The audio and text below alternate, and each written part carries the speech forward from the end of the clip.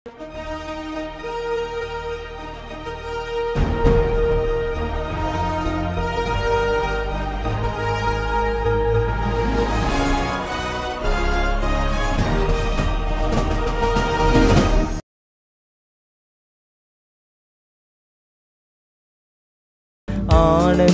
துதி ஒலி கேட்கும், ஆடல் பாடல் சத்தமும் துணிக்கும்.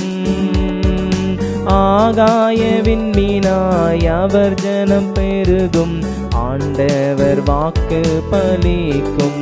கிறிஸ்துவுக்குள் அன்பான தேவ ஜனமே, இந்த நாளிலும் மீண்டுமாக உங்களையும் இந்த தொலைக்காட்சியின் வழியாக சந்திப்பதிலே மிகுந்த மகிழ்ச்சி அடைகிறேன். அநேக நாட்களுக்கு பிறகு மீண்டுமாக நாமும் இந்த ஊழியத்தை தொடர்ந்து செய்ய தேவனானவர் நமக்கும் கிருபை பாராட்டி இருக்கிறார். ஊழியத்தின் பாதையிலே அநேக தடைகள் இருந்தாலும் கர்த்தர் நமக்கு முன்பதாக சென்று அனைத்து தடைகளையும் நீக்கி போட்டு மீண்டுமாக இந்த தொலைக்காட்சியின் ஊழியத்தை நடத்துவதற்கும் ஒரு பலனையும் ஒரு அனுக்கிரகத்தையும் தந்திருக்கிறார்.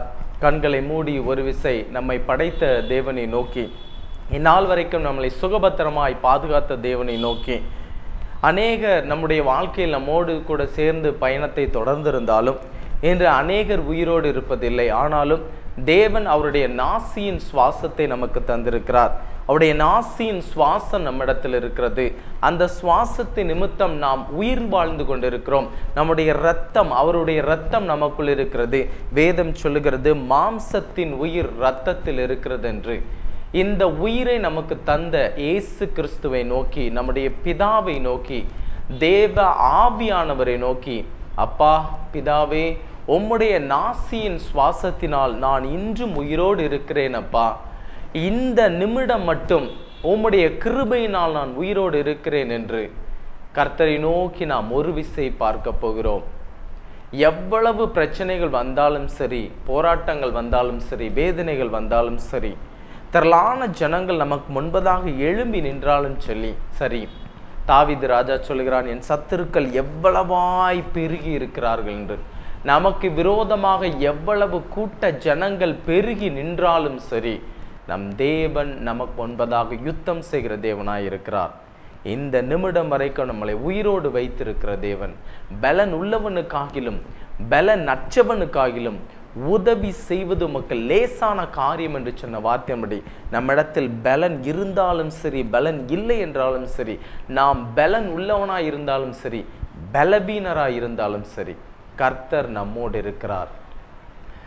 மண்ணை பிசைந்து மனிதனை படைப்பது லேசான காரியம். மண்ணை பிசைந்து மனிதனை படைப்பது லேசான காரியம். மண்ணான மனுவுக்கு மன்னாவை அளிப்பது லேசான காரியம். உமக்கது லேசான காரியம். பலனுள்ளவன் பலனற்றவன், பலனுள்ளவன் பலன் இல்லாதவன், யாராயிருந்தாலும் உதவிகள் செய்வது லேசான காரியம். இயேசுவுக்கு லேசான காரியம். ஆமாப்பா, நாங்கள் பலன் உள்ளவனாய் இருந்தாலும் சரி, பலன் அற்றவனாய் இருந்தாலும் சரி, உமக்கு உதவி செய்வது லேசான காரியம் அப்பா. எங்களுக்கு உதவி செய்யும். இயேசுவின் மூலம் ஜெபிக்கிறோம் எங்கள் ஜீவனுள்ள நல்ல பிதாவே, ஆமென். என்றும் நாம் தியானிக்கும்படியாக எடுத்துக்கொள்ளப்பட்ட வேத பகுதி லூக்கா எழுதின சுவிசேஷம் 5ஆம் அதிகாரம் 1ஆம் வசனம் முதல் 7ஆம் வசனம் வரைக்கும் இருக்கக்கூடிய சம்பவத்தையும் இன்று நாம் பார்க்க போகிறோம். இது ஏற்கனவே நாம் பார்த்திருந்தாலும் இந்த சம்பவத்திலிருந்து தேவன் நமக்கு கற்றுக் கொடுக்கக்கூடிய காரியங்கள் என்ன என்பதை குறித்து, தேவன் நமக்கு சொல்ல இருக்கக்கூடிய வார்த்தைகள் என்ன, ஆசீர்வாதங்கள் என்ன என்பதையும் நாம் அறிந்து கொண்டு இன்றும் கடந்து செல்ல போகிறோம். என்னோடு கூட சேர்ந்து வேதத்தை திருப்பிக் கொள்ளுங்கள். லூக்கா எழுதின சுவிசேஷம் 5ஆம் அதிகாரம் 1ஆம் வசனம் முதல் 7ஆம் வசனம் வரைக்கும். இயேசு கிறிஸ்துவானவர் இந்த பூமியிலே 33.5 வருட காலம் உயிரோடு இருந்தார்.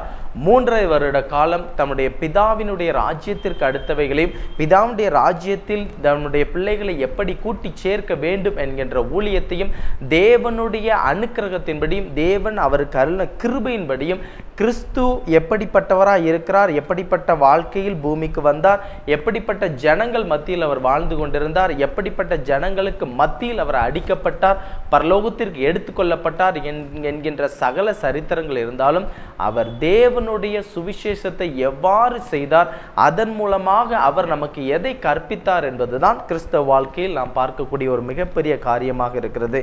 அப்படிப்பட்ட இயேசு கிறிஸ்துவானவர் பூமியிலே ஊழியம் செய்து கொண்டிருந்த போது 12 சீஷர்களாகிய ஒருவன் சீமோன் பேதுருவினிடத்தில் இயேசு கிறிஸ்துவானவர் எந்த ஒரு அறிமுகமும் இல்லாமல் அவனை தன்னுடைய ஊழியத்திற்கு எவ்வாறாக இழுத்து கொண்டார் என்பதையும் அவன் எப்படிப்பட்ட காரியங்களில் இருந்தான் என்பதையும் குறித்து சுருக்கமாக நாமும் இன்று பார்க்க போகிறோம்.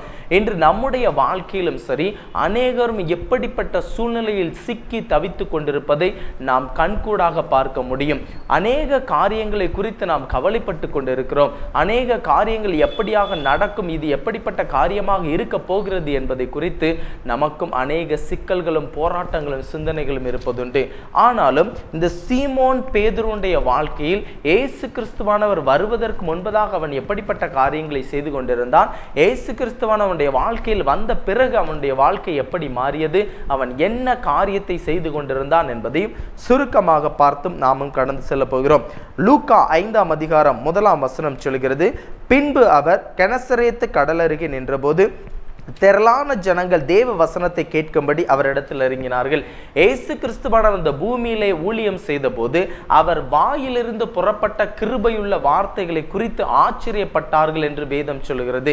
அவர் வாயிலிருந்து எப்படிப்பட்ட வார்த்தைகள் வருகிறது, தேவனுடைய ராஜ்யங்களை குறித்தும் இயேசு கிறிஸ்துவனுடைய ஊழியத்தில் அவர் எப்படிப்பட்ட வார்த்தைகளை சொன்னார் என்பதையும் குறித்து அவர் நமக்கு எந்த விதமான வார்த்தைகளை போதிக்க போகிறார் என்பதை குறித்து ஜனங்கள் ஆவலோடு காத்து கொண்டிருந்தார்கள். இயேசு கிறிஸ்துவானவர் ஊழியம் செய்யும் போது வேதம் சொல்கிறது அவர் தன் வழக்கத்தின்படியே தேவாலயத்தில் அங்கு இருந்த ஜனங்களுக்கு உபதேசம் பண்ணினார் என்று வேதம் சொல்கிறது. அப்படிப்பட்ட இயேசு கிறிஸ்துவானவர் இந்த ஜனங்களுக்கு முன்பதாக எப்படிப்பட்ட வசனத்தை போதித்துக் கொண்டிருந்தார் என்பதை அடுத்தடுத்த காரியங்கள் மூலமாக நாம் பார்க்க முடியும். அப்படி திரளான ஜனங்கள் அவருக்கு முன்பதாக இருக்கும்போது அவர் கரையிலே நின்று அவர்களிடத்தில் பேசக்கூடாமற் போயிற்று. உடனே இவர் என்ன செய்யறாரு பாருங்க, அங்க நின்று கொண்டிருந்தவர் 2 படகுல ஒரு படகின் மேலே ஏறாரு. நல்ல 2ஆம் வசனத்தை வாசிச்சு பாருங்க. அப்பொழுது கடற்கரையிலே நின்ற 2 படகுகளை கண்டார். திரளான ஜனங்கள் அவருக்கு முன்பதாக இருக்காங்க. அப்படி இருக்கும்போது இந்த ஜனங்களுக்கு தேவனுடைய வசனத்தை நாம் போதிக்க வேண்டும், இவர்கள் என் பிதாவினுடைய வார்த்தையை கேட்க வந்திருக்கிறார்கள், பரலோக ராஜ்யத்திற்கு இவர்களை சுத்தமுள்ள பாத்திரமாக நான் எடுத்துக்கொள்ள வேண்டும் என்கின்ற தேவனுடைய வசனத்தை அவர்களுக்கு போதித்துக் கொண்டிருந்தார். அப்படி போதித்துக் கொண்டிருந்த இயேசு கிறிஸ்துவானவர் 2 படகுகளை பார்க்கிறார். எப்படி பார்க்கிறார் பாருங்க, அங்க கடற்கரையில நிறைய படகுகள் இருந்தாலும் சரி அவர் நின்று கொண்டிருந்த இடத்திலே 2 படகுகள் இருக்கிறது. நம்முடைய வாழ்க்கையிலும் நாம் எப்படிப்பட்ட சூழ்நிலையில் நாம் இயேசு கிறிஸ்துவோடு நாம் இருந்தாலும் சரி, நம்மோடு கூட அநேக பேர் நம்மோடு கூட தேவனை நோக்கி வேண்டுதல் செய்தாலும் சரி, விண்ணப்பம் செய்தாலும் சரி, நாம் எப்படிப்பட்டவர்களாக இருக்கிறோம் என்பதை இயேசு கிறிஸ்துவானவர் எப்படி இந்த படவை பார்த்தாரோ அதே போல நம்முடைய வாழ்க்கையும் பார்க்கிறார். எனக்கு இவன் உகந்தவனாக இருப்பானா, எனக்கு இவள் உகந்தவளாக இருப்பாளா, என்னுடைய ஊழியத்தை செய்வதற்கு, என்னுடைய வேலையை செய்வதற்கு இவளை நான் இழுத்து கொள்ளவும், இவளை நான் தேர்ந்தெடுத்து கொள்ளவும், இவனை நான் இழுத்து கொள்ளவும், இவனை நான் தேர்ந்தெடுத்து கொள்ளவும், இவன் எனக்கு சிறந்த பாத்திரமாகவும் கருவியாகவும் இருப்பானா என்பதை ஒரு தேர்வின் மூலமாக இயேசு கிறிஸ்துவானவர் எப்படி அந்த படவை தேர்ந்தெடுத்தாரோ அதே போல நம்மையும் தேர்ந்தெடுப்பதற்கு வல்லமை உள்ளவராக இருக்கிறார். யாரை நான் அனுப்புவேன், யார் என் காரியமாய் போவான் என்று பிதாவானவர் தீர்க்கதரிசிக்கு முன்பதாக சொன்னார். அவன் நான் இருக்கிறேன், நான் போறேன் அப்படின்னு சொன்னான். அதே மாதிரி இயேசு கிறிஸ்துவனுடைய தேர்வு என் ஊழியத்தை செய்வதற்கு, என்னுடைய வேலையை செய்வதற்கு, இந்த ஜனங்களுக்கு முன்பதாக இயேசு கிறிஸ்துவினுடைய பிதாவினுடைய வார்த்தை, பிதாவுடைய ஊழியத்தையும் நான் செய்து கொண்டிருக்கிறேன். எனக்கு பின்பதாக நான் பரலோகத்திற்கு எடுத்து கொள்ளப்பட்ட பிறகு இந்த ஊழியத்தை யார் செய்வான்? இந்த ஊழியத்தை தொடர்ந்து செய்வதற்கு நான் யாரை தேர்ந்தெடுக்க வேண்டும்? எப்படிப்பட்ட மனுஷனை நான் தேர்ந்தெடுக்க வேண்டும்? எப்படிப்பட்ட படவை நான் தேர்ந்தெடுக்க வேண்டும் என்று இயேசு கிறிஸ்துவானவர் பிரசங்கம் பண்ணுவதற்கு முன்பதாக தேர்வு செய்தார். அதே போலத்தான் நம் வாழ்க்கையிலும் இயேசு கிறிஸ்துவானவர் எனக்கு உகந்தவனாக நீ இருக்கிறாய், எனக்கு உகந்தவளாக நீ இருக்கிறாய், உன்னை நான் தேர்வு செய்ய வேண்டும் என்றால் என்னை பின்பற்றி நீ வர வேண்டும். எந்த சூழ்நிலையிலும் நீ என்னை பின்பற்றி வர வேண்டும்.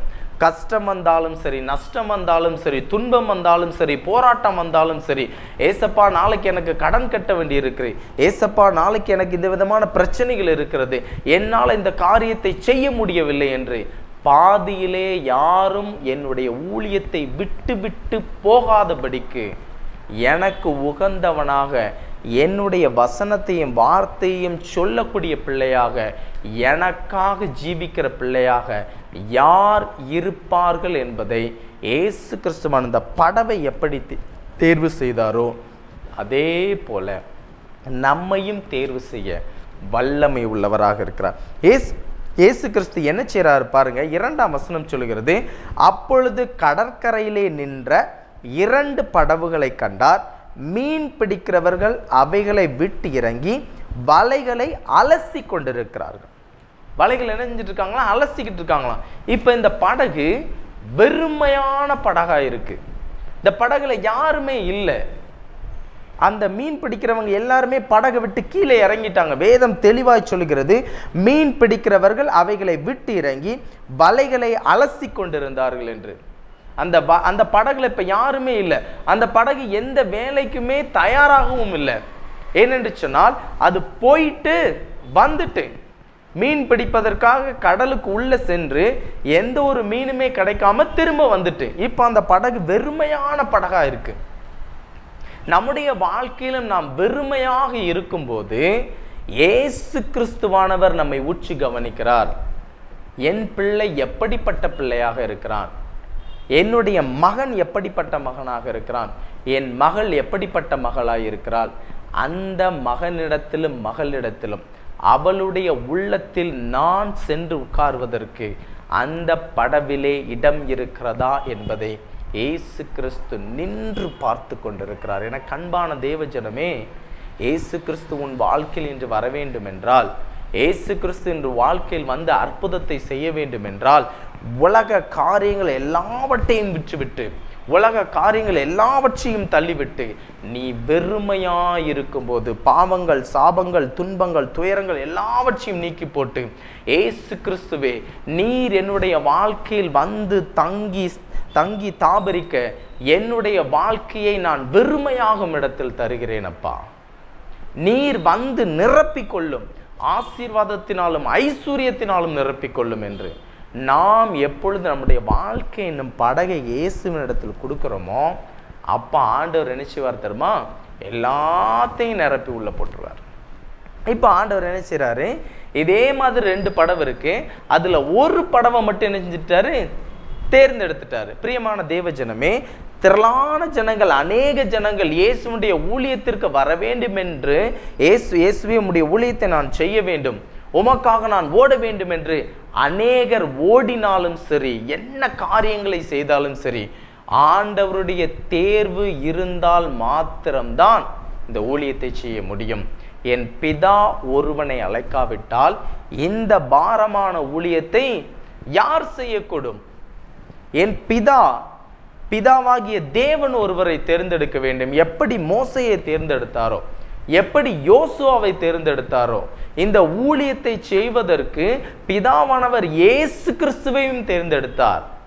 ஆவியானவரும் இருந்தார். ஆனால் பிதாவுடைய தேர்வு இயேசு கிறிஸ்துவாக இருந்தது.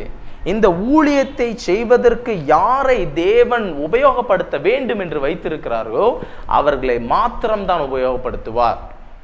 திரளான ஜனங்கள் இயேசுவுக்காகவும் அவருடைய ஊழியத்திற்காகவும் ஒப்பு கொடுக்கலாம். ஆனாலும் ஆண்டவருடைய தேர்வு யார் மீது இருக்கிறது? இப்போ இயேசு கிறிஸ்துவானவர் இந்த ஜனங்களுக்கு என்ன செய்யணும்னா போதகம் பண்ணணும், ஆண்டவருடைய வார்த்தையை சொல்லணும். அங்கே 2 படகு இருக்குது. அதில் ஒரு படகை மட்டும் இணைஞ்சிட்டாரு, தேர்ந்தெடுத்து அதில் போய் இருந்துட்டாரு. அது யாருடைய படகா இருந்தது என்றால் சீமோன் பேதுருடைய படகா இருந்தது. இயேசு கிறிஸ்துவுக்கும் அவனுக்கும் இதற்கு முன்பதாக எந்த ஒரு அறிமுகமும் கிடையாது. அவரோடு அவருடைய ஊழியத்தை அவன் செய்ய போகிறான் என்பதை இயேசு கிறிஸ்து நன்றாக அறிந்திருந்தார். ஆனாலும் இவன் இயேசு கிறிஸ்துவை அறியவில்லை. என்ன நடந்துச்சு பாருங்க. அது சீமோனுடைய அந்த படவுகள், அப்பொழுது 3ஆம் வசனம், அப்பொழுது அந்த படவுகளில் ஒன்றில் ஏறினார். அது சீமோனுடையதாக இருந்தது. அதை கரையிலிருந்து சற்றே தள்ளும்படி அவனை கேட்டுக்கொண்டு அந்த படவில் உட்கார்ந்து ஜனங்களுக்கு போதகம் பண்ணினார். நல்ல கவனிச்சு பாருங்க. ஏசு கிறிஸ்துவானவர் கெனசரேத் கடல் அருகே வாராரு. வரும்போது திரளான ஜனங்கள் அவருக்கு முன்பதாக வந்துடுறாங்க. அப்போ படகு இருக்கு, 2 படகு இருக்கு. அந்த 2 படகுல எந்த படகை தேர்ந்தெடுக்கணும் அப்படிங்கிற முடிவை அவர் பண்ணிட்டாரு. ஒரு படகை தேர்ந்தெடுத்துட்டாரு. தேர்ந்தெடுத்ததுக்கு அப்புறம் அந்த படகுல என்ன செய்றாரு? ஏறி உட்கார்ந்துறாரு. அது யாருடைய படகா இருந்தது? சீமோனுடைய படகா இருந்தது. அப்பொழுது அது சீமோனுடையதா இருந்தது. அதை கரையிலிருந்து சற்றே தள்ளும்படி அவனை கேட்டுக்கொண்டு, யாரை கேட்டுக்கொண்டு? அங்க சுத்தி இருந்த ஜனங்களை கேட்கல இயேசு கிறிஸ்துவானவர், மற்ற படகுக்காரங்களை கேட்கல. யாரை கேட்டுக்கொண்டாராம்? அந்த படகுக்கு சொந்தக்காரனை கேட்கிறாரு. சற்று என்ன செய்யி, உள்ள தள்ளி கொண்டு வா. எனக்கு அன்பான தேவஜனமே, ஏசு கிறிஸ்துவனுடைய தேர்வு யார் மீது இருக்கிறதோ அவருடைய உள்ளத்திலும் இல்லத்திலும் இயேசு கிறிஸ்து ஏறி வந்துட்டு அவர் என்ன செய்வாரா? நான் உன் உள்ளத்திலையும் இல்லத்திலையும் நான் வந்துட்டேன்ப்பா. ஆசீர்வாதம் என்கின்ற ஆழத்திற்கும் ஊழியம் என்கின்ற ஆழத்திற்கு என்ன செய்ய? உள்ள தள்ளு. உள்ள தள்ளும்போது என்ன பண்ணாரு பாருங்க. போதகம் பண்ணி முடித்த பின்பு ஆழத்திலே தள்ளி கொண்டு மீன் பிடிக்கும்படி உங்கள் வலைகளை போடுங்கள் என்றார். அப்போ இவன் என்ன சொல்றான்? ஆண்டவரே, ராத்திரி முழுக்க நாங்கள் பிரயாசப்பட்டோம், ஆனால் ஒன்றுமே கிடைக்கல. ஆனால் இயேசு சொல்றாரு பாருங்க, இருந்தாலும் பேதுரு சொல்றான் இயேசு கிறிஸ்துட்ட, இருந்தாலும் உம்முடைய வார்த்தையின்படி என்ன செய்கிறோம் அப்படிங்கும்போது அவனுக்கு என்ன கிடைச்சதான் பாருங்க. 6ஆம் வசனம், அந்தபடியே அவர்கள் செய்து தங்கள் வலை கிழிந்து போகத்தக்கதாக மிகுதியான மீன்களை பிடித்தார்கள். மற்றவங்களையும் கூப்பிடுறான், எனக்கு உதவி செய்யும்படி நினைச்சிங்க, சைகை காட்டுங்க. எனக்கு அன்பான தேவஜனமே, ஏசு கிறிஸ்துவனுடைய தேர்வு உங்களுடைய வாழ்க்கையில் இருந்தால், ஏசு கிறிஸ்து உங்களை தேர்ந்தெடுத்தால், உங்கள் வாழ்க்கையிலும் சீமோன் பேதுரு வாழ்க்கையில் எப்படிப்பட்ட ஆசீர்வாதங்கள் கிடைத்ததோ அதைவிட இரட்டிப்பான ஆசீர்வாதம் கிடைக்கும். எல்லாரும் வந்து அந்த ஆசீர்வாதத்தில் பங்கு கொள்ள முடியும். இப்போ நம்ம ஆண்டவர்கிட்ட கேட்க போகிற காரியம் என்ன? ஆண்டவரே, என்னை தேர்ந்தெடுத்து கொள்ளும். என்னுடைய வாழ்க்கையில் எத்தனை படகுகள் இருந்தாலும் சரி, என்னை சுற்றி எத்தனை படகுகள் இருந்தாலும் சரி, நான் உம்முடைய தேர்வாய் இருக்கும்படி என்னை ஏற்றுக்கொள்ளும் என்று ஆண்டவரிடத்தில் நாம் இன்று கேட்க போகிறோம். இப்பொழுதும் நாம் பார்த்த காரியங்கள் மூலமாக ஏசு கிறிஸ்துவானவர் நமக்கு கற்றுக் கொடுக்கக்கூடிய காரியம் என்ன? என் கண்களுக்கு முன்பதாக அநேக ஜனங்கள் இருந்தாலும் சரி, நான் உன்னை தேர்ந்தெடுக்கிறேன், நான் உன்னை தேர்ந்தெடுத்து விட்டேன், நீ என்னுடையவன், நீ என்னுடையவள், நீ எனக்கானவன், என்னுடைய வேலையை செய்வதற்கு நான் உன்னை தேர்ந்தெடுத்து விட்டேன், நீ என்னுடைய வேலையை நீ செவ்வனே செய்ய வேண்டும், எனக்காக வருவாயா என்று இயேசு கிறிஸ்துவானவர் இன்று உங்களை பார்த்து கேட்கிறார். பிரியமான தேவஜனமே, எந்த காரியம் இருந்தாலும் சரி அதை அப்படியே விட்டு கர்த்தாவே, உம்மை நோக்கி நான் வருகிறேன் அப்பா, என்னை நீர் தேர்ந்தெடுத்ததற்காக உமக்கு நன்றி என்று சொல்லும்போது கர்த்தர் மிகப்பெரிய ஆசீர்வாதத்தை நமக்கு தரப்போகிறார். கண்களை மூடி ஒரு விஷயம், கர்த்தாவே, என்னை தேர்ந்தெடுத்து கொள்ளும் அப்பா. ஆண்டவரே, அன்று 2 படவுகள் இருந்தது, அதில் ஒரு படவில் நீர் ஏறினீர். என்றும் அந்த படவை போல அநேக ஜனங்கள் உமக்கு முன்பதாக இருக்கிறார்கள் அப்பா. ஆனாலும் நீர் என்னை தேர்ந்தெடுத்து கொள்ளும், நீர் என்னை தேர்ந்தெடுத்து கொள்ளும் அப்பா. உமக்காக ஓட, உமக்காக வாழ நீர் கிருபை செய்யும் அப்பா. வாய்களை திறந்து கேட்போம். அன்பின் பரலோக பிதாவை மே துதிக்கிறோம், சோஸ்தரிக்கிறோம் அப்பா. ஒருவராய் பெரிய அதிசயங்கள் செய்கிறவரை மே துதிக்கிறோம் ஆண்டவரே. ஆண்டவரே, இப்பொழுதும் தொலைக்காட்சியை பார்த்து கொண்டிருக்கிற ஒவ்வொரு பிள்ளைகளையும் நீர் ஆசீர்வதிக்க வேண்டுமா ஜெபிக்கிறோம் அப்பா. என்ன காரியத்திற்காக இப்பொழுது உம்மை நோக்கி வேண்டுதல் செய்து கொண்டிருக்கிறார்களோ அந்த காரியத்திலே நீர் ஒரு வெற்றியை கொடுக்க வேண்டுமா ஜெபிக்கிறோம் அப்பா. நான் உம்முடைய ஊழியத்தை செய்ய எனக்கு விருப்பமாக இருக்கிறது, கர்த்தருடைய ஊழியத்தை செய்ய எனக்கு ஆசையாக இருக்கிறது, கர்த்தருடைய ஊழியத்தை செய்ய எனக்கு ஆவலாக இருக்கிறது என்று யாரெல்லாம் உம்மை நோக்கி வேண்டுதல் செய்கிறார்களோ அவர் எல்லாருக்கும் நீர் ஒரு அழைப்பை கொடுக்க வேண்டுமா ஜெபிக்கிறோம் அப்பா. அவர்கள் நீர் தேர்ந்தெடுக்க வேண்டுமா ஜெபிக்கிறோம் அப்பா. ஆண்டவரே, நம்முடைய பிள்ளைகள் என்ன காரியத்திற்காக உம்மை நோக்கி இப்பொழுது வேண்டுதல் செய்கிறார்களோ அந்த காரியத்தை நிறைவேற்றும் அப்பா. முதுகு வலியால் கஷ்டப்பட்டு கொண்டிருக்கக்கூடிய உம்முடைய பிள்ளையும் தொட்டு நீர் ஆசீர்வதிக்கிற தயவுக்காக நன்றி சொல்லுகிறோம் அப்பா. ஆண்டவரே, மூட்டு வலியால் அவதிப்படுகிற உம்முடைய பிள்ளையும் உம்முடைய ஆணி பாய்ந்த கரத்தினால் தொட்டு நீர் ஆசீர்வதிக்கிற தயவுக்காக நன்றி செலுத்துகிறோம் அப்பா. வலியிலிருந்து அவர்களுக்கு ஒரு நிவாரணத்தை நீர் கொடுக்க வேண்டுமா ஜெபிக்கிறோம் அப்பா. ஒரு நல்ல ஒரு ஆரோக்கியத்தை நீர் கொடுக்க வேண்டுமா ஜெபிக்கிறோம் ஆண்டவரே. ஆண்டவரே, தலை வலியால் கஷ்டப்பட்டு கொண்டிருக்கக்கூடிய உம்முடைய மகனையும் நீர் கண்ணோக்கி பார்க்க வேண்டுமா ஜெபிக்கிறோம் அப்பா. ஆண்டவர்கள் தலையில் இருக்கக்கூடிய பிரச்சனைகள் எல்லாவற்றையும் உடைய ஆணி பாய்ந்த கரத்தினால் தொட்டு அவர்கள் நீர் சுகமாக போகிற தயவுக்காக நமக்கு நன்றி செலுத்துகிறோம். பார்த்து கொண்டிருக்கக்கூடிய ஒவ்வொரு பிள்ளைகளையும் ஆசீர்வதிங்க. அவர்களை நீர் தேர்ந்தெடுத்து உமக்காக ஓட, உமக்காக வாழ, உமக்காக கிறிஸ்துவனுடைய வாழ்க்கை, கிறிஸ்துவனுடைய அன்பையும் கிறிஸ்துவனுடைய சகல காரியங்களும் மற்ற ஜனங்களுக்கு சொல்ல நீர் அவர்களுக்கு ஒரு கிருபை பாராட்ட வேண்டுமா ஜெபிக்கிறோம் அப்பா. அவருடைய கரத்தில் எங்களை ஒப்பு கொடுக்கிறோம். பார்த்து கொண்டிருக்கிற ஒவ்வொரு பிள்ளைகளும் அவருடைய குடும்பங்களையும் ஆசீர்வதிங்க. உடலில் இருக்கக்கூடிய சகல வேதனைகள், பிரச்சனைகள் எல்லாவற்றையும் நீக்கி போட்டு ஒரு பலத்தையும் சுகத்தையும் தரப்போகிற தயவுக்காக நன்றி செலுத்துகிறோம். தொடர்ந்து ஊழியத்தை செய்ய நீங்கள் கிருபை செய்யுங்க. இயேசுவின் மூலம் ஜெபிக்கிறோம் எங்கள் ஜீவனுள்ள நல்ல பிதாவே, ஆமென்.